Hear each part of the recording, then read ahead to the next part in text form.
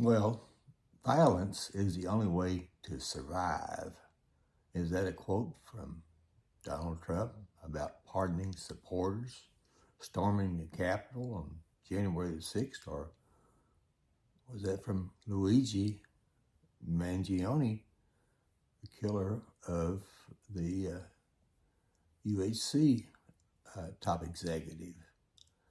Uh, Inside Luigi Mangione's extremely wealthy family that's been dubbed beloved Baltimore royalty, it's a shock for all of us. Family owns nursing homes, radio stations, and country clubs, including golf. Ironically, a lot of their wealth at nursing homes probably comes from insurance, most likely. You get my drift? People with wealth biting the hands that feeds him. We can see that even at the presidential level. I had a similar,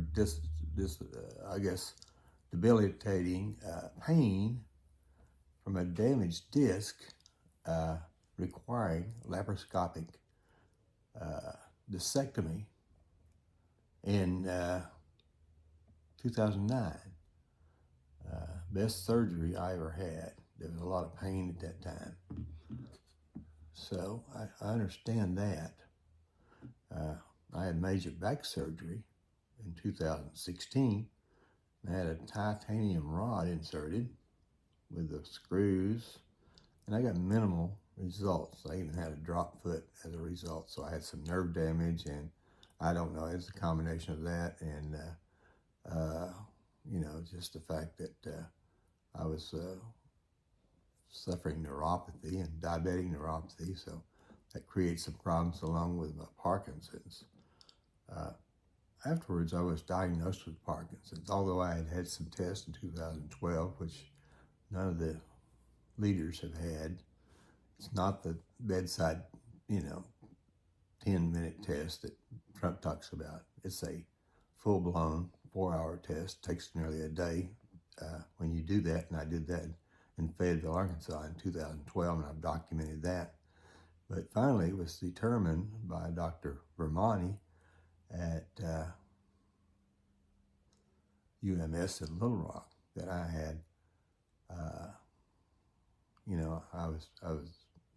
I had Parkinson's, and I've questioned that at times just because my ability to maybe do things other than my lower body and my leg movement. So I'm becoming expert on Parkinson's. I've done the spinal cord stimulator. I've done about everything you could think of, and I'm participating in about every event that you could do. So unlike some of the people that are diagnosed with Parkinson's and they don't do anything and they're isolated by family and friends, they go down pretty fast. But I've been kind of keeping the pace of doing a lot of activities, which I've documented.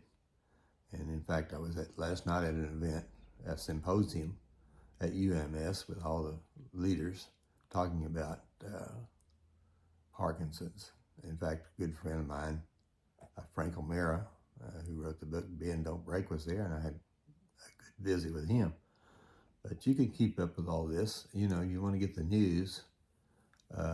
You're not going to get it in the newspaper or any of the news channels, so you need to go to my podcast, and you can get that at YouTube, and that's Herb Lair, and that's Finding Your Happy Place.